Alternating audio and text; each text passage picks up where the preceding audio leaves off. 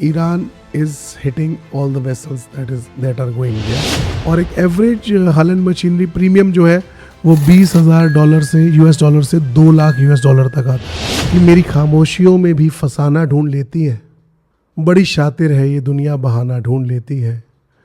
उठाती है जो खतरा हर कदम पे डूब जाने का, वही कोशिश समंदर से खजाना ढूंढ लेती है। और जिनके साथ जो भी वेसल्स इन एरिया में जा रहे होते हैं उन्हें रजिस्टर करना पड़ता है, अपनी पोजीशंस, नून पोजीशंस रोज़ की डेली उन्हें अपलोड करनी पड़ती हैं, बतानी पड़ती हैं, इनिशियल रिपोर्ट्स देनी पड़ती हैं कि हम यहाँ से चल रहे हैं, ये हमारी स्पीड है, हम यहाँ पहुँचे हैं, रोज़ अपडेट करनी पड़ती है। और ये रबसी शिप के लिए सर कितनी डेंजरस होती है? शिप बिल्कुल टूट जाते हैं, कई शिप्स ऐसे हैं कि क्या मैं आपको बताऊं।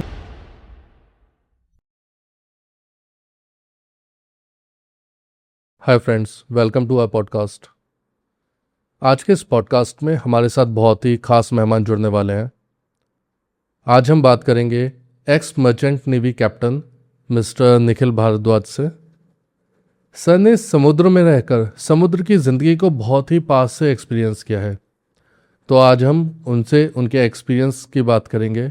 साथ में हम जानेंगे एक सी फेरर की लाइफ कैसी होती है, और साथ में हम जानेंगे जो स्ट्रेट ऑफ हॉर्मुज़ में वॉर की सिचुएशन बनी हुई है उसका हमारी शिपिंग इंडस्ट्री पर क्या इम्पैक्ट आ रहा है। तो ये सब जानने के लिए हमारे साथ जुड़े रहिए। और हाँ दोस्तों, हमारे चैनल को ज़रूर सब्सक्राइब करिए। सब्सक्राइब करना आपके लिए फ्री है, बट ये हमें बहुत मोटिवेट करता है मेहनत करने के लिए और ज़्यादा अच्छा काम करने के लिए। चलिए शुरू करते हैं आज का पॉडकास्ट। गुड इवनिंग प्रशांत। सबसे पहले तो शुक्रिया मुझे अपने पॉडकास्ट में इनवाइट करने के लिए। मेरा फेवरेट टॉपिक है शिपिंग। जीवन के मैंने 25 साल इसे दे दिए हैं, और ये बहुत कम इसको एक्सप्लोर किया गया है, इस प्रोफेशन को। अब तो बहुत अवेयरनेस भी आ चुकी है लोगों में। जो यंग किड्स हैं, दे आर जेनजीज एज उन्हें कहा जाता है, तो they are very well aware, और उनके पास गैजेट्स हैं, एआई हैं, लोगों को पता है। बट जब मैंने ज्वाइन किया था, या मुझसे भी जो सीनियर्स जिन्होंने और 10-20 साल पहले ज्वाइन किया था, उस समय बहुत कम लोगों को इस बारे में पता था। और thanks for having me. We can start having communication about the current scenario. जो भी आजकल चल रहा है सिनेरियो, उस बारे में बात करना चाहते हैं। बहुत ही हॉट टॉपिक है। बिल्कुल बिल्कुल, थैंक यू सर। सर बोलूँ, पाजी बोलूँ या कैप्टन बोलूँ? पहले तो आप मेरे को ये बताइए। देखो, अलग अलग रोल होते हैं डिफाइंड लोगों के। मैं पाजी भी हूँ, हम साथ में we are together also as friends also. Professionally I am captain Nikhil Bhardwaj, जैसे people should know, that's why, and anything is comfortable. So captain, thank you show में आने के लिए। जैसा आपको पता है ये मेरा पहला एपिसोड है, तो मेरे लिए बहुत स्पेशल है, तो इसलिए आपको स्पेशल थैंक्स खाने के लिए। मैं भी ऑनर्ड हूँ। Thank you for having me Nishant. So captain, सबसे पहले मैं आपसे एक क्वेश्चन पूछना चाहता हूँ। जैसे हमें यहाँ से दिखता है कि समुद्र बहुत शांत होता है, ओशन बहुत शांत होता है, नॉर्मली लोग भी यही चीज़ सोचते हैं, तो आप ऐसा क्या बताना चाहेंगे जो हम लोग को नॉर्मली लेमैन को, या फिर जो बाहर ज़मीन पे लोग रह रहे हैं, उनको समुद्र के बारे में नहीं पता? यस, दैट्स बहुत ही गहरा सवाल पूछा। जैसे आपने बहुत ही गहरा, समुद्र भी गहरा ही होता है, बहुत ही उम्दा प्रश्न है आपका। तो मैं शुरू करता हूँ प्रशांत बेसिक से। अगर हम बात करें ट्रांसपोर्टेशन की, तो वर्ल्ड जो है वो ट्रेड के ऊपर बेस्ड है, और 80% ट्रांसपोर्टेशन जो है वो ऑल ओवर द वर्ल्ड वो शिप से होती है। तो शिप्स एक तरह की बैकबोन है सारी वर्ल्ड ट्रेड की, वर्ल्ड इकोनॉमी की। अब शिप्स को संचालन करने के लिए जो व्यक्ति ऑन बोर्ड रहते हैं, on board is the term use, जो ऊपर सेल कर रहे हैं, साथ में रह रहे हैं, कॉन्ट्रैक्ट बाउंड होते हैं, शिप के ऑपरेशंस में रन करने में उनके कारगर होते हैं, दे आर कॉल्ड सी फेयरर्स। अभी कहने की बात तो ऐसे है बिकॉज कुछ यंग बच्चे भी देख रहे होंगे, छोटे बच्चे भी आपका पॉडकास्ट आई एम श्योर देख रहे होंगे। अब बाल्टी है घर में, है ना, हम सब लोग नहाते हैं, उसमें आप लोहे का सिक्का डालो, कॉइन डालो, वो सिंक कर जाता है। बट आजकल के शिप्स स्टील से बने होते हैं, तो उसके पीछे टेक्नोलॉजी है। उनकी डेवलपमेंट कैसे हुई, वो बनने कैसे शुरू हुए, पहले कैसे शिप्स हुआ करते थे। सो आई स्टार्ट विद दैट। पहले लकड़ी के शिप्स हुआ करते थे प्रशांत। लकड़ी सब बच्चों को पता है, पानी में तैरती है। फिर उन्हें कंस्ट्रक्ट करके एक शेप दी जाती थी, जिसे आज भी शिप शेप कहा जाता है, जैसे एरोप्लेन होते हैं। उन पानी की लहरों को काट के एक जगह से दूसरी जगह जाने के लिए बोट्स, बड़ी नौका को शिप बोल दिया जाता था। वे धीरे धीरे धीरे टेक्नोलॉजी डेवलप हुई और कार्गो अलग अलग तरह के आने लगे। पहले सिर्फ माल लेके जाया करते थे जहाज़, जिन्हें माल वाहक जहाज़ कहा जाता था। फिर कई बार ऐसा होता था कि दुनिया में as you know temperature differences रहते हैं, प्रेशर डिफरेंसेस रहते हैं, विंड्स के पैटर्न रहते हैं ऑल ओवर दी वर्ल्ड। तो कुछ एरियाज़ ऐसे हैं दुनिया के जहाँ पे जाके ये शिप्स रुक जाया करते थे। तो फिर उन्होंने सेलिंग शिप्स का निर्माण किया, बड़े बड़े सेल्स आ गए। फिर हवाओं के पैटर्न को स्टडी किया, फिर प्रेशर्स को स्टडी किया। तो over the years ships have evolve to this stage. वो एक बहुत ही वास्ट टॉपिक है, मुझे लग रहा है कम से कम 2-3 उस पर पॉडकास्ट किए जा सकते हैं in various stages of development of shipping के ऊपर। तो this is one part of it. अभी आज की शिपिंग की बात करते हैं। तो आजकल शिप्स जो हैं वो कई तरह के हैं, तो depending on the type of cargo you are carrying. तब हम बात कर रहे हैं मर्चेंट शिप्स की। मर्चेंट मीन्स व्यापारी। तो जो हम व्यापार के लिए सामान इधर से उधर लेके जाते हैं दे आर मर्चेंट शिप्स। उसमें कार्गोज जो हो गए, जैसे खनिज पदार्थ हो गए, आपके आयरन ओर हो गया, कोयला हो गया, सोयाबीन मील हो गई, फर्टिलाइज़र्स हो गई, यूरिया हो गया, आपके ग्रेन हो गए, मकई हो गई, आपके बहुत से जितने भी खनिज पदार्थ है, बॉक्साइट हो गई, ओर्स को लेके जाना एक जगह से दूसरे जाने के लिए जिन तरह के शिप्स का इस्तेमाल किया जाता है उन्हें जनरल कार्गो शिप्स या बल्क कैरियर्स कहा जाता है।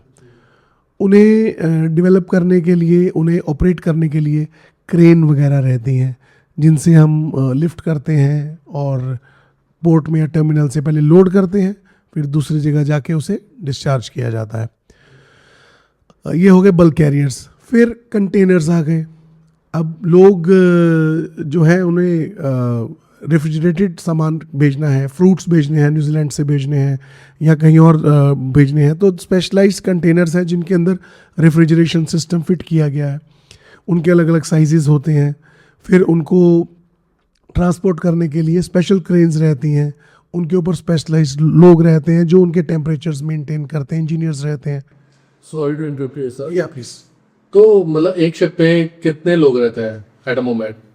Yes, this again depends ships के साइजेस और टाइप की वजह से। ऑन एन एवरेज अगर मैं बोलूँ सब तरह के शिप्स में आज की डेट में 22-23 लोग से 30 लोग के आसपास रहते हैं जनरली, जो आज की डेट में।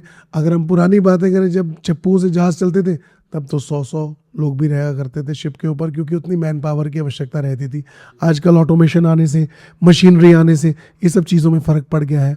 बहुत सी चीज़ें रिमोट कंट्रोल्ड हो गई हैं चीज़ें, तो number of people on board have उनकी गिनती कम हो चुकी है। फिर हम बात करते हैं तेल की, खारे तेल की। वो तेल कैरी करने के लिए टैंकर्स होते हैं, ऑयल टैंकर्स। फिर हम केमिकल्स कैरी करते हैं, उनको कैरी करने के लिए केमिकल टैंकर्स होते हैं। गैस कैरी की जाती है, एलपीजी लिक्विड फॉर्म में, एलएनजी, उनके लिए गैस टैंकर्स होते हैं। So these are the type of ships which are merchant ships. Plus दो तरह के, एक तो और तरह की शिप्स हैं, जैसे प्लेजर के लिए क्रूज लाइनर्स हो गए, है ना। ओके। हम लोग उनमें भी जाना पसंद करते हैं। तो को मुझे लगता है ज़्यादा फैसिनेट करते हैं। जब जिन दिन लोगों से मेरी बात हुई है, they are more fascinated with asking questions regarding passenger ships कैसे जाते हैं, how we board, how life is there on board. तो उन सब के बारे में मैं I love to talk about my professional life. Ship के बारे में मुझे बहुत अच्छा लगता है। बहुत अच्छा सर, बहुत अच्छे से आपने एक्सप्लेन किया है। आई होप हमारे व्यूअर्स को बहुत अच्छे से इन्फॉर्मेशन मिली होगी। चलिए सर, अभी आपके एक्सपीरियंस के ऊपर आता है। सर, आपका इतने सालों का एक्सपीरियंस रहा है, आप इतने टाइम ओशन के अंदर रहे हैं, तो सर अभी कोई ऐसा एक्सपीरियंस आपको याद है जिसके बारे में आप सोचते हैं और आपको गूज़बम्प्स आ जाते हो? सबसे पहला तो ऐसा कहा जाता है कि very few chosen people come to sea, क्योंकि सी के साथ दो तरह की चीज़ें रिलेट की जाती हैं। एक होती है सी सिकनेस, एक होती है होम सिकनेस। तो सी सिकनेस इज़ क्योंकि आप कंटिन्यूस मूव कर रहे हैं, शिप में लहरें हैं, आप बिल्कुल स्टेडी नहीं रहते हैं, कुछ कुछ मूवमेंट्स शिप की होती रहती हैं, तो खाना पीना सोना वो सब मूवमेंट्स में करना पड़ता है। उसकी वजह से कई लोगों को वॉमिटिंग या फिर कई लोगों को कुछ कंसर्न्स डेवलप हो जाते हैं, जैसे उल्टियाँ आने लग जाती हैं, जैसे मोशन सिकनेस जिसको आप कहते हैं। एक होती है होम सिकनेस, घर को मिस करते हैं बहुत लोग। पहले इतनी कनेक्टिविटी नहीं हुआ करती थी प्रशांत, अब तो इंटरनेट आ गया है और ऑन बोर्ड व्हाट्सएप वगैरह सब चलते हैं। एक समय था जब हम 15 दिन में एक बार फ़ोन किया करते थे और इतने बड़ी मिनिमम कनेक्टिविटी के साथ रहा करते थे। ईमेल सिस्टम भी इतना प्रोफाउंड नहीं था। तो ये दो तरह की चीज़ें हैं जो सी लाइफ से रिलेटेड है। सर मैं आपको बीच में इंटरप्ट करना चाहूँगा सर। तो सर ये टाइम पीरियड कितना रहता है? एक बार जब आप यहाँ से निकलते हैं इंडिया से, फॉर एग्जांपल अगर आप निकले तो मिनिमम टाइम पीरियड जितना हम लोगों ने सुना है 6 मंथ्स या उससे कम भी रहता है? आप कॉन्ट्रैक्ट ड्यूरेशन की बात कर रहे हैं जिसके लिए सी फेरर एंगेज होते हैं शिप पे। ओके, इसके लिए ना मैं आपको 3 चीज़ें बताता हूँ। There are 3 departments on the ship. एक होता है डेक डिपार्टमेंट, एक होता है engine department, and then there is a catering department. Now catering department is the department which has got the cook and the cleaner and steward, वो serve करता है खाना जब बनाता है।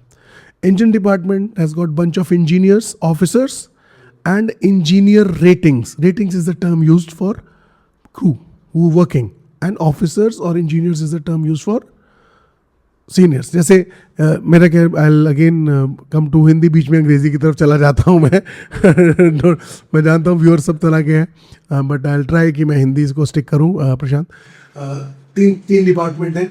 डेक डिपार्टमेंट में ऑफिसर्स हैं, 4 या 5 रहते हैं, और उनके नीचे इंस्ट्रक्शन में काम करने के लिए क्रू रहते हैं 4 या 5।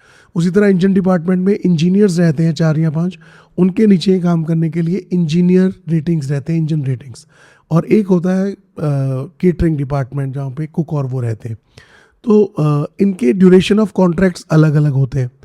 जो तो रेटिंग्स और क्रू रहते हैं उनके कॉन्ट्रैक्ट करीबन 8 से 9 महीने तक रहते हैं एक टाइम में जब वो ज्वाइन करते हैं। तो जो ऑफिसर्स रहते हैं उनमें भी जो सीनियर ऑफिसर्स हैं हायर रैंक पे, कैप्टन, चीफ इंजीनियर वगैरह, उनके 3 से 4 महीने का कॉन्ट्रैक्ट रहता है, फिर उनको रिलीव किया जाता है। जूनियर ऑफिसर्स का करीबन 5 से 7 महीने रहता है contract. So this is the duration of contracts जब आप यहाँ से फ्लाई करते हैं ज्वाइन करने के लिए शिप को, और शिप पे आप रहते हैं। ऑफ कोर्स इसके अंदर भी ड्यूरेशन में भी आपके टर्म्स कंडीशंस होती हैं कॉन्ट्रैक्ट की। आपको अगर गॉड फॉरबिड हेल्थ की कोई कंसर्न या कोई घर में किसी को परेशानी आ जाए और घर पे प्रेजेंस रिक्वायर्ड हो, तो उन लोग को घर भेजा जाता है ऑन देयर एप्लीकेशन कि भाई हमारे घर में ये दिक्कत है या हमें ये ऐसी परेशानी आ रही है। लोकल डॉक्टर्स को पहले दिखाया जाता है, और लेकिन अगर घर में जाना बहुत ज़रूरी है तो नेक्स्ट पोर्ट के ऊपर उन्हें घर भेजा जाता है।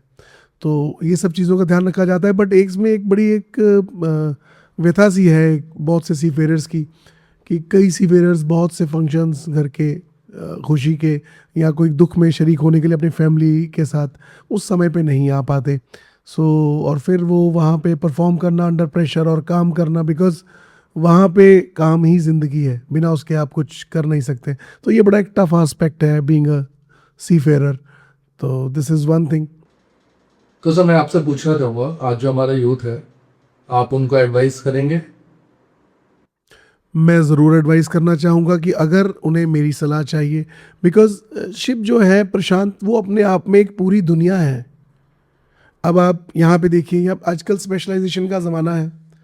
इवन आप इंजीनियरिंग स्टूडेंट्स को देखें शुरू से भी, या मेडिकल स्टूडेंट्स देखें, एमडी करते हैं, डीएम करते हैं, इंजीनियरिंग स्टूडेंट्स एमटेक करते हैं, फिर स्पेशलाइजेशन और अंदर अपने एमबीए जो भी उनको करना पड़ता है।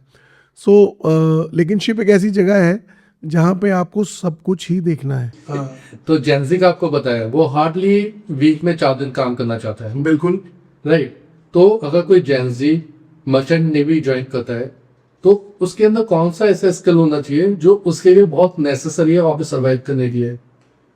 देखिए, मुझे मेरा पर्सनल बिलीफ है कि आपको कहीं भी सरवाइव करना है, फर्स्ट ऑफ ऑल आपको रियलाइजेशन होनी चाहिए इस चीज़ की कि भाई मैं क्या करने जा रहा हूँ, जो जेंजी बहुत अवेयर है। दूसरी बात, हार्ड वर्क, सिंसेरिटी, ये जो वर्च्यूज़ है जो हमारे पुरातन काल से मांगी गई हैं सब चीज़ों में।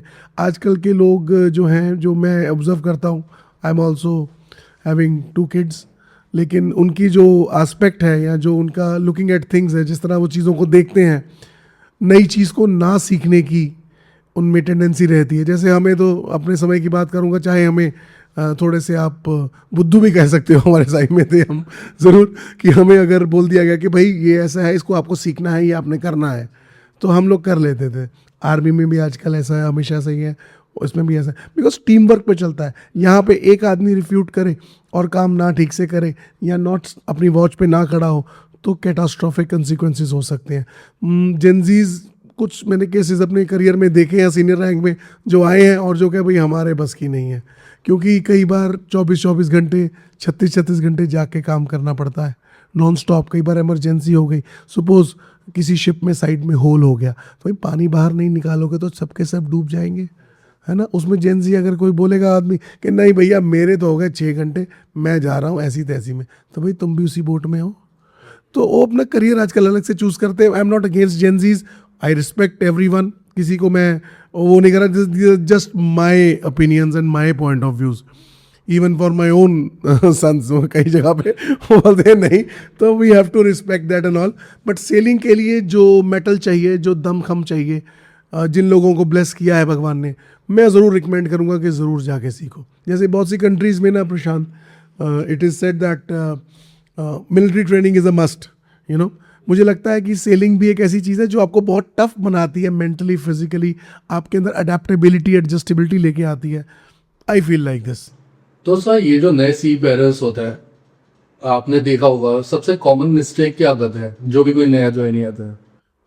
जैसे बहुत से प्रोफेशंस के अंदर आजकल देखो ऐसा हो गया है, बहुत से मैं जो केसेस सुनता हूँ, न्यूज़ में देखता हूँ, या अखबारों में, अखबार तो कम पढ़ते हैं लोग आज, लेकिन जो न्यूज़ चैनल कह लो या रील्स आजकल चली हैं थोड़ी बहुत, मैं भी देखता हूँ, वहाँ पे धोखाधड़ी सी बहुत बढ़ गई है।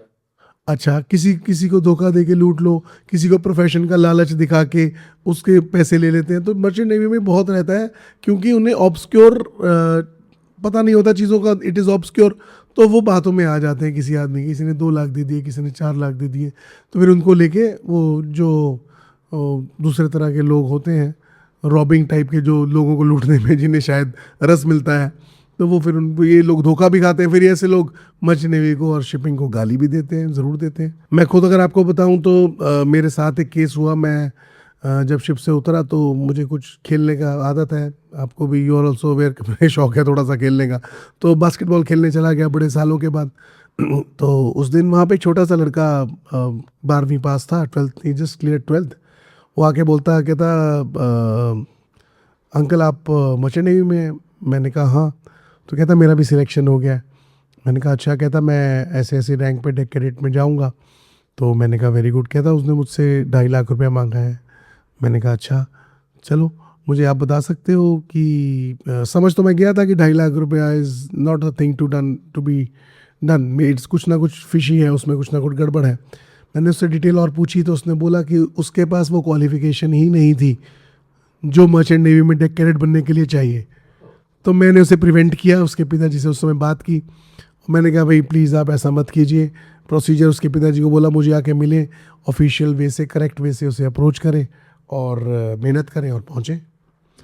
क्योंकि एक बात तो फैक्ट है प्रशांत, आप भी मानेंगे कि no shortcuts to success and there is no easy money.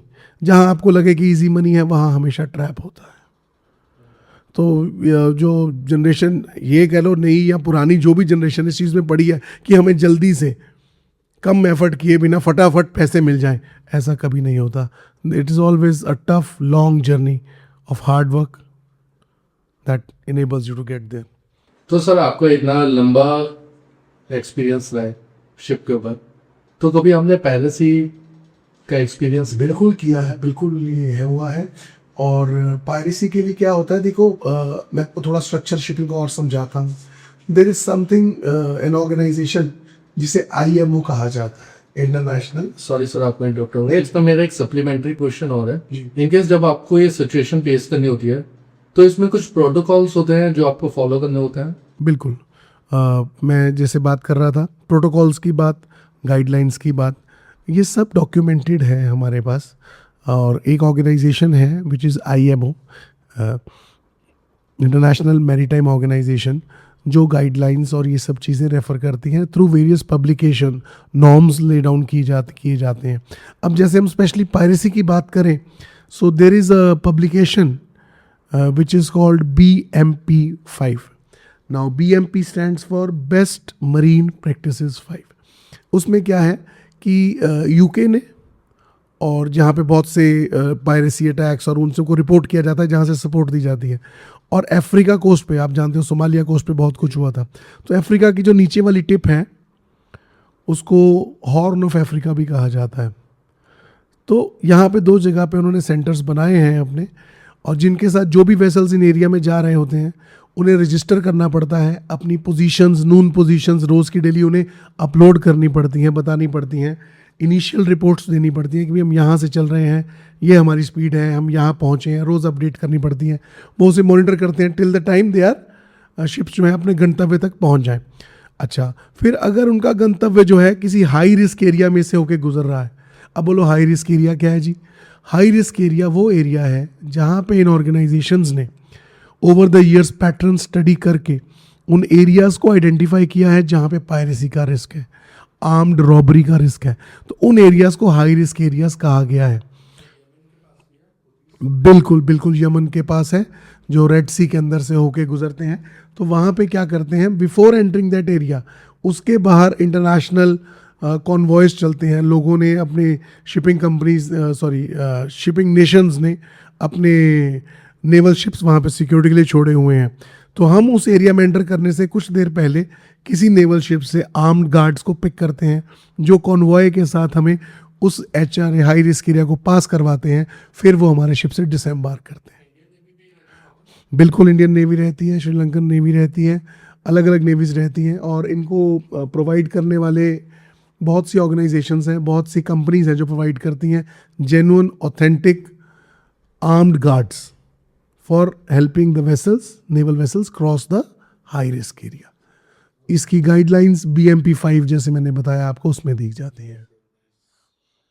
Sir, आ जाते हैं अभी अपने इस सबसे इम्पोर्टेंट टॉपिक पर। हाँ जी, जो आखिर चल रहा है स्टेट ऑफ वॉर। देखिए बात है ऐसी, उसके लिए थोड़ी सी ज्योग्राफी समझनी ज़रूरी है, जो आई एम श्योर बहुत से आपके व्यूअर्स को पता भी होगी कुछ चीज़ें, और कुछ के लिए I will show how it is कि उसकी ज्योग्राफिकल लोकेशन क्या है। नाउ अगर हम अपने कोस्ट को स्टडी करें, इंडिया का कोस्ट, गुजरात से होता हुआ हम नॉर्थ की तरफ जाए, उत्तर की तरफ, पाकिस्तान कोस्ट, पाकिस्तान के साथ अफ़गानिस्तान होता हुआ ईरान, ईरान से अंदर होता हुआ गल्फ़ ऑफ जो गल्फ़ रीजन बोला जाता है, विच इज़ पर्शियन गल्फ़ जिसे बोला जाता है, पर्शियन गल्फ़। अच्छा, अब पर्शियन गल्फ़ एक वाटर बॉडी है जिसके विच इज़ लैंड लॉक्ड, चारों तरफ पे लैंड है, सिर्फ एक ही वहाँ पे आने जाने का रास्ता है, which is straight of Hormuz. Sir, straight of Hormuz में कितने शिप्स फंसी हुई हैं अभी? स्ट्रेट ऑफ हॉर्मुज की एंट्रेंस से जस्ट नीचे अगर मैं बोलूँ, यू विल बी सरप्राइज्ड, करीबन 3200 शिप्स फंसी हुई हैं।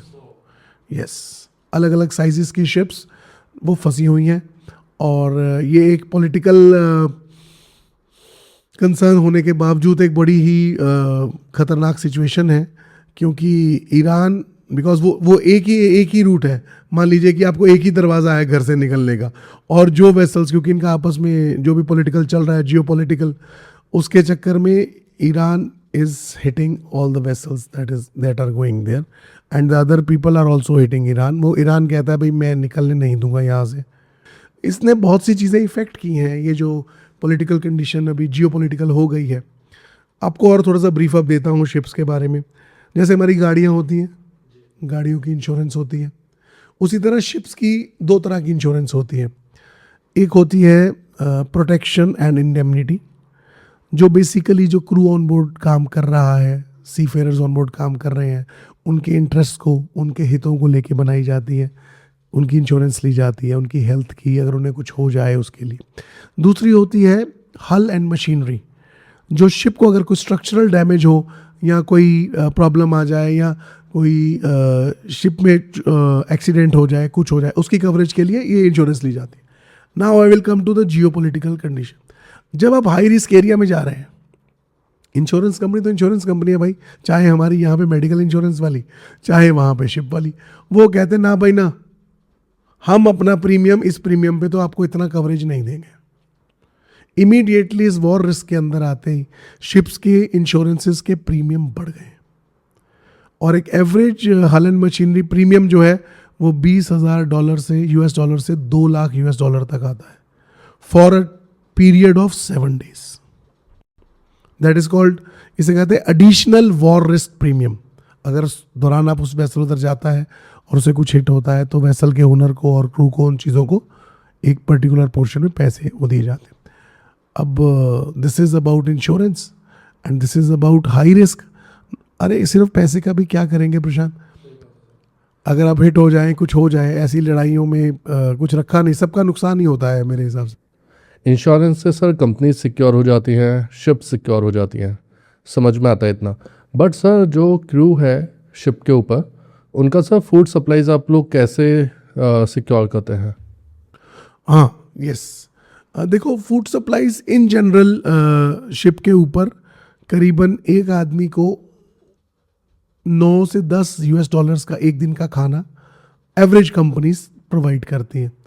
जैसे 23 या 24 आदमी है तो उसका एक बजट बनाया जाता है, जो अगेन फिर मैंने उस दिन आपसे जो बात की थी पहले कि शिप अकाउंट्स भी देखता है, करता भी है, भजिया तरकारी भी खरीदता है, everything they do. Okay sir, जैसे अभी आपने बताया कि आप लोग हर जगह से फूड प्रिक्योर नहीं कर सकते हैं, तो सर जब शिप निकलती है तो आप लोग ऑब्वियसली सर प्लानिंग करते होंगे कि फॉर एग्जांपल अगर पॉइंट ए से पॉइंट बी पहुंचने में 5 दिन लगने वाले हैं शिप को, तो 6 से 7 दिन का तो फूड सप्लाईज लेके चलती होगी शिप, राइट?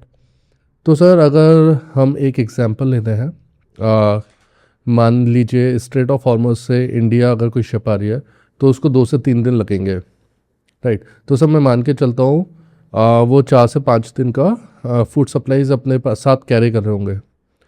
तो सर जो सिचुएशन अभी बनी हुई है स्ट्रेट ऑफ हॉर्मुज़ में, वहाँ पे सर शिप्स को नहीं पता कि वो 1 हफ्ते में निकलेंगे, 2 हफ्ते में निकलेंगे या 3 हफ्ते में निकलेंगे। ऐसे सिचुएशंस में सर आप कैसे सिक्योर करते हैं वहाँ पे फूड सप्लाईज? हम करीबन एक टाइम पे कम से कम 1 या 1.5 महीने का खाना सप्लाई करते हैं एक टाइम पे। हाँ, तो अब इसके ना की पॉइंट्स हैं, जैसे एक गल्फ रीजन हो गया, जैसे आपने बताया सऊदी से चले किधर जा रहे हैं, तो फुजायरा एक ऐसा पॉइंट है जहाँ पे अच्छे प्रोविजंस मिल जाते हैं। उसी तरह इंडियन कोस्ट से निकले आप श्रीलंका पे अच्छे प्रोविजन ले सकते हैं, और ऊपर के सिंगापुर में आप अच्छे प्रोविजन ले सकते हैं, आगे निकले यूएसए में। तो ऑल ओवर द वर्ल्ड कुछ डॉट्स हैं, कुछ पॉइंट्स हैं जहाँ पे डिसेंट गुड प्रोविजन 10-12 दिन के गैप में आप ऐसे गंतव्य पे जाके वहाँ से प्रोविजंस पिक कर सकते हैं। सर इस वॉर का इम्पैक्ट हमें ऑयल सप्लाईज और गैस सप्लाईज पर तो दिखना शुरू हो चुका है, बट सर इसका जो एक बहुत बड़ा इम्पैक्ट हुआ है वो हमारी शिपिंग इंडस्ट्री के ऊपर हुआ है, जिसके बारे में कोई बात नहीं कर रहा है। और मैं मानता हूँ कि इसके बारे में बात करना बहुत ज़रूरी है, क्योंकि सर इंडिया की शिपिंग इंडस्ट्री में अप्रॉक्सीमेटली 1.4 करोड़ लोग डायरेक्टली या इनडायरेक्टली जुड़े हुए हैं। तो सर आप प्लीज़ हमारे व्यूअर्स को समझाइए थोड़ा कि किस तरह से और कितना हमारी शिपिंग इंडस्ट्री इम्पैक्ट हो रही है इस वॉर से। बिल्कुल बिल्कुल जुड़े हुए हैं। अब शिपिंग कंपनी, अब शिप किराए पे ले लिया जाता है जिसे हम फ्रेट कहते हैं। एक दिन का किराया जो है या एक महीने का किराया, that's freight of the ship. और जो इसको किराए पे लेता है वो है चार्टर, ठीक है, जो ओनर है, जो शिप का मालिक है। अब मैं इसे इस तरह से समझाऊंगा कि मान लो एक कैब है, एक टैक्सी है, ठीक है, मैं शिप का ओनर हूँ, आपको वो टैक्सी किराए पे चाहिए, ठीक है। नॉर्मल सर्कमस्टांसिस में उसका किराया मान लो यहाँ से बुलंदशहर तक जाने का 2,000 लगता है, लेकिन रिस्क बढ़ गया है, आसपास पायरेसी बढ़ गई है और आपके पेट्रोल के दाम बढ़ गए हैं, तो ओनर बोलता है भाई मैं तो 5,500 से कम में अपनी गाड़ी नहीं छोड़ूंगा। तो ये इम्पैक्ट ओनर को, तो पैसे ज़्यादा मिलने लग गए जहाज़ के भी पैरेलल इन दिस, लेकिन जो आदमी रेंट पे ले रहा है उसका तो उसको उतने पे करने पड़ रहे हैं, कार्गो ट्रांसपोर्ट नहीं हो पा रहा अगर ठीक से। So it is not a win win situation for everyone. Panic हो जाते, जो ट्रेडर्स होते हैं वो पैनिक हो जाते हैं। जैसे टैक्सी स्टैंड से अगर हम कंपेयर करें, वो लोग भी अब क्या होगा भाई, उनका भी तो ब्रेड एंड बटर है, वो सब हैम्पर करता है। सो ओवरऑल मुझे लगता है कि लड़ाई या ये सब चीज़ें जो हैं, वेंजेंस जो है, ये वेंडेटा ओवरऑल व्यापार का तो नुकसान ही करता इस सिचुएशन में सर गवर्नमेंट से कुछ हेल्प मिलती है? है। नहीं, गवर्नमेंट से तो क्या ही हेल्प मिलेगी, दे आर बिग ट्रेडर्स, वो अपना कार्गो यहाँ से वहाँ ट्रांसपोर्ट करने का उनके पास रहता है। गवर्नमेंट से तो कुछ ऐसा नहीं होता है उनको, but yes it hampers the trade. फिर आपके ऑयल प्राइसेस इंक्रीज होते हैं, वो सब होता है, that's part of it. We all know seafarers बहुत लंबे टाइम के लिए शिप्स के ऊपर जाते हैं सर, और ये मेंटली बहुत ज़्यादा टफ रहता होगा इनके लिए। तो सर अगर आप बता पाएँ कि आप लोग शिप के ऊपर अपने आप को एंटरटेन करने के लिए क्या करते हैं, लाइक कोई गेम्स, या फिर आप लोग भी हमारी तरह रील्स देख के काम चलाते हैं? हाँ बिल्कुल बिल्कुल। शिप के ऊपर जैसे मैंने कहा आपको कि कंटिन्यूस मूवमेंट रहती है, तो रिस्ट्रिक्शंस तो रहती हैं एंटरटेनमेंट के लिए। बट आजकल ये है कि बहुत से लोग पिछले ज़माने की तरह इतनी फिजिकल एक्टिविटीज़ में, स्पोर्ट्स में इंडल्ज होना भी कम पसंद करते हैं। सबके पास इंटरनेट है, फ़ोन है, सब अपने कमरे में they are trying to play some games और वॉच देयर मूवीज़। और जैसे अब आपका पॉडकास्ट भी शिप्स पे जाएगा तो काफ़ी सारे लोग देखते नजर आएंगे, मुझे भी कुछ हो सकता है मैसेजेस मिले भी, कैप्टन साहब वी सॉ। जो ज़्यादा आजकल सीफेयरर्स हैं वो खेलते हैं, टेबल टेनिस होता है, that is payable on ship. Volleyball कुछ लोग खेलने की कोशिश करते हैं, मैं क्रिकेट करता था। It is all dependent on the season. अगर आपका सी रफ है तो कैसे ही खेलेंगे, फिर बॉल बाहर पानी में गई तो वापस नहीं आएगी, कृष्ण जी की तरह जमुना जी से तो नहीं निकल सकती। तो द थिंग इज यस, तो बड़ी रिस्ट्रिक्टेड सी रहती है, कन्फाइंड स्पेसेस में। कई बार हम टेनिस बॉल को बांध के थोड़ा सा फिशिंग लाइन के साथ वन टिप वन एंड खेल के, तो we have our source of entertainment करने की कोशिश करते हैं। ऐसी एक हेल्दी एटमॉस्फेयर रहता है शिप पे, अगर स्पोर्ट रहे शिप के ऊपर। तो नॉर्मली सर साल के किस टाइम पे, या फिर मैं पूछूं कि अर्थ के किस पार्ट में सबसे ज़्यादा रफ सी देखने के लिए मिलती है? जैसे हम वेरियस सीजन्स, वेरियस लोकेशंस के ऊपर सी रफ रहती है, अलग अलग। जैसे समुद्र हैं, जैसे अरेबियन इंडियन ओशन की बात अगर करें, हम बे ऑफ बंगाल और अरेबियन सी की बात करें, तो देर इज़ समथिंग जून से लेके जून जुलाई से लेके सितंबर अक्टूबर तक ये बहुत रफ रहता है। देन वी टॉक अबाउट, अगर नॉर्थ सी की बात करें, वो सारा साल ही रफ रहता है। तो जैसे हम अर्थ को लैटिट्यूड्स और लॉन्गिट्यूड्स में बांटते हैं, आपके व्यूअर्स ज़रूर जानते होंगे। अर्थ को अगर इमेजिनरी लाइंस में बांटा जाए तो सर्कुलर लाइंस लैटिट्यूड और लंबी lines longitudinal. Near the equator जो सेंट्रल लाइन है, वहाँ पे वेदर जनरली ठीक सा रहता है। जैसे जैसे हम ऊपर जाने लगते हैं या जैसे जैसे नीचे पोल्स की तरफ जाने लगते हैं, वैसे वैसे वेदर रफ हो जाता है। तो as a standard practice, normal जो मर्चेंट शिप्स हैं वो 65 डिग्री नॉर्थ, 70 डिग्री नॉर्थ से लेके 65 डिग्री साउथ और 70 डिग्री साउथ तक ऑपरेट करते हैं। उसके अंदर अलग अलग महीनों में अलग अलग तरह के वेदर होते हैं। यूनिफॉर्म वेदर कहीं नहीं कहा जा सकता। जैसे मुंबई की बरसात का कोई भरोसा नहीं, समटाइम्स अगर भगवान आपको कोपित करना चाहे तो आपको कूल वेदर के अंदर भी यू कैन गेट, यस। तो कोई ऐसा हार्ड एंड फास्ट नहीं है, बट यस वी हैव हमारे पास सैटेलाइट्स हैं, हमें प्रिडिक्शंस आ जाती हैं, लो प्रेशर एरियाज पता लग जाते हैं, हाई प्रेशर एरियाज पता लग जाते हैं, हम अपना रूट उस हिसाब से प्लान कर सकते हैं थोड़ा बहुत ईजी जाने के लिए। और ये रफ सी शिप के लिए सर कितनी डेंजरस होती है? शिप बिल्कुल टूट जाते हैं। कई शिप्स ऐसे हैं कि क्या मैं आपको बताऊं।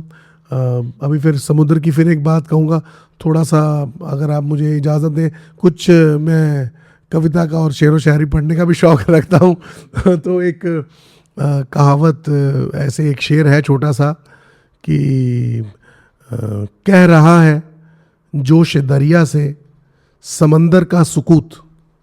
सुकूत जो मेरे ऑडियंस आपकी जो है वो देखना चाहिए, सुकूत इज़ पेशेंस, काम। कहते हैं ना समुद्र शांत रहता है। तो जो दरिया होता है वो जोशीला होता है, लहरें साइड पे आके लगती हैं, किनारे पे टकराती हैं। तो जो किनारे का, जो दरिया का जो किनारे पे लगता है, वो क्या कहता है समुद्र की शांति को? तो क्या कह रहा है जोश दरिया से समंदर का सुकूत, कि जिसमें जितना ज़र्फ है वो उतना ही खामोश है। तो ज़र्फियत की बात करें तो गहराईपन, जो गहरा आदमी होगा उतना शांति रहता है। लेकिन आप देखो समुद्र इतना नमक है, इतना गहराई है, पैसिफिक ओशन जिसे हम प्रशांत महासागर भी कहते हैं आपके नाम से, उसमें मैक्सिमम डेप्थ करीबन 5,000 मीटर है। आप देखिए वो सुकून से रहता है कुछ सीजन में, लेकिन लोहे के शिप्स कितने ही गल के सड़ के अपने अंदर पी गया है और आवाज़ भी नहीं की उसने। समुद्र इज़ वेरी मतलब अनप्रिडिक्टेबल है। वाओ, आपने इस चीज़ को इतना ब्यूटीफुली एक्सप्लेन किया है कि अभी वो शान से दिखने वाले सी का दूसरा फेस मैं अपनी आंखों के सामने विजुअलाइज कर पा रहा हूँ। बट उस विजुअलाइजेशन में ना मैं एक फियर भी फील कर पा रहा हूँ। तो आप लोग सर जब शिप के ऊपर इस चीज़ को फर्स्ट हैंड एक्सपीरियंस करते हैं तो ऑब्वियसली आप लोग भी वो फियर फील करते होंगे। तो उस फियर को ओवरकम करने के लिए आप लोग क्या करते हैं? डर बिल्कुल लगता है और कोशिश होती है कि पहले तो बात तो बहुत से सीफेयरर्स छोड़ ही जाते हैं। ज़रूरत आदमी से बहुत कुछ कराती है। जो मिडिल क्लास लोग हैं या लोअर मिडिल क्लास जिनको अपॉर्चुनिटी मिलती है या जिनकी किस्मत में हम बोलते हैं भगवान ने लिखा है कि भाई you are to be there, है ना, you are chosen to be a seafarer, वो अपना करते भी हैं। अच्छा, बहुत से फिशरमैन जो हैं बॉम्बे के, गोवा के और गुजरात के, दे आर यूज्ड टू सी, वो लोग बहुत से सेलर्स वहाँ पे आते हैं। अब हम जैसे लैंडलॉक्ड हैं, दिल्ली से हैं, पंजाब से हैं, हम लोग इतने ज़्यादा नहीं उस चीज़ फेमिलियर होते, but those people who are living on the coast, जो तट पे रह रहे हैं, समुद्र तट पे, वो फेमिलियर भी रहते हैं उस चीज़ से, तो उनको डर तो नहीं ऐसा लगता। हम लोगों के घर वाले ही बहुत डरते हैं। बॉलीवुड में जितनी लैविश लाइफ दिखाई जाती है सीफेयरर्स की, क्या एक्चुअल में भी उतनी लैविश लाइफ होती है इनकी या आप लोगों की? ऑन शिप और ऑन लैंड? हाँ, ऑन शिप और ऑन लैंड दोनों। ऑन शिप तो लिमिटेड से रहते हैं, बट हाँ ये ज़रूर है कि बहुत अच्छे पैकेजेस होते हैं और यहाँ पे आके आप एक लेविश लाइफस्टाइल, बहुत बढ़िया upper middle class lavish lifestyle lead कर सकते हैं। You are well exposed, you are well versed, आप दुनिया सारी देखी होती है, आपने क्यूजीन्स देखे होते हैं, आप अपना अच्छे से रह सकते हैं। इतने साल समुद्र के बीच में लाइफ गुजारने के बाद आपका लाइफ को लेके पर्सपेक्टिव कितना चेंज हुआ है और आप अभी अपनी लाइफ को किस नज़रिए के साथ देखते हैं? लाइफ तो ट्रांसफॉर्म हो ही जाती है आदमी की। ऐसा कहा जाता है once the sea touches you, you never remain the same again. तो उसी तरह सी लाइफ इतने साल जीने के बाद थोड़ा सा अकेला रहने की भी आदत आदमी को पड़ जाती है और पड़ जानी भी चाहिए, क्योंकि इवेंचुअली मेरा मानना ऐसा है कि अकेलेपन फाइनल डेस्टिनेशन जो है आदमी की, वो अकेलेपन की है, ना उदासी में नहीं, खुशी में। सी लाइफ में इतने साल निकालने के बाद एक पार्ट तो आदमी का दिल जो है वो सी पे ही रह जाता है। जो तो आदमी सेल कर चुके हैं बहुत देर, उनका दिल तो कुछ वहाँ पे रह जाता है, और जो कुछ लैंड पे आते हैं वो मोटिवेट करके, जैसे मेरा मन रहता है कोई मुझसे पूछे आके या मैं बात करूं कि कोई मुझसे गाइडेंस अगर ले तो मैं उसको अच्छी तरह से गाइड करके एक अच्छे प्रोस्पेक्टिव और बड़े अच्छे प्रोस्पेक्ट्स वाले करियर की तरफ मोटिवेट करके ले जा सकूं। एंड वंस रिटायर्ड फ्रॉम सी, आप अगर अच्छे से सेल किया है और आप वाइजली आपने अपनी इन्वेस्टमेंट्स की हैं, तो आप एक बड़ा खूबसूरत सा रिटायरमेंट लाइफ एंजॉय कर सकते हैं। जो भी आप जीवन में करना चाहें वो कर सकते हैं। ये मेरा सोचना था जब मैंने सी ज्वाइन की, and sea has given me everything.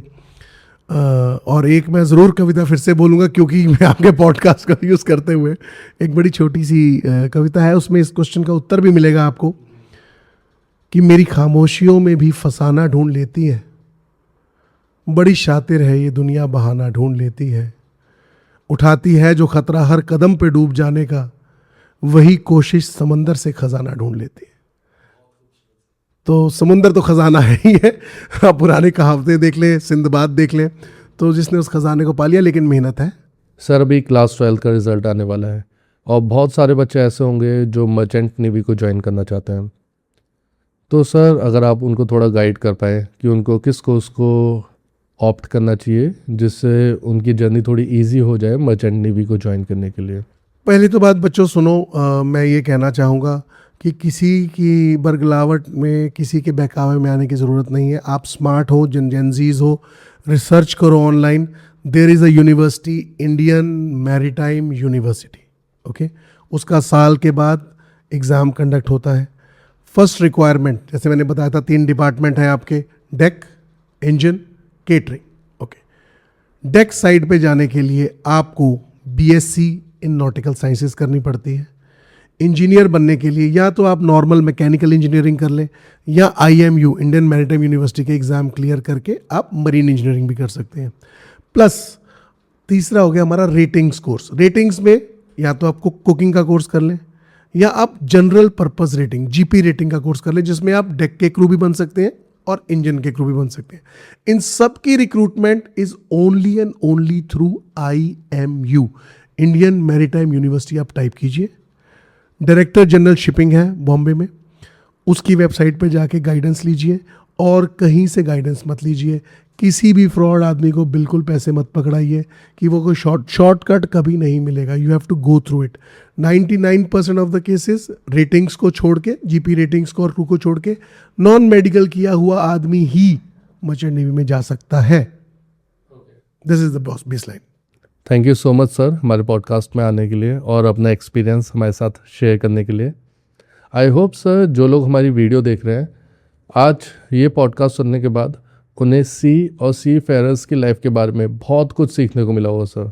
I hope it remains like this. And मैं आपके व्यूअर्स को ये बताना चाहूँगा, अगर किसी को कोई इन्फॉर्मेशन जेन्युइन चाहिए हो तो आपके पॉडकास्ट के थ्रू, आपके चैनल के through they can approach me any time and they can get their queries field.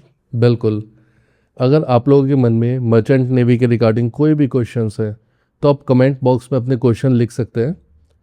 हम लोग कोशिश करेंगे सर को दोबारा इनवाइट करने के लिए और आपके सारे क्वेश्चन हम उस पॉडकास्ट में ज़रूर कवर करेंगे। Thank you so much sir, हमारे पॉडकास्ट में आने के लिए एक बार फिर से बहुत बहुत धन्यवाद।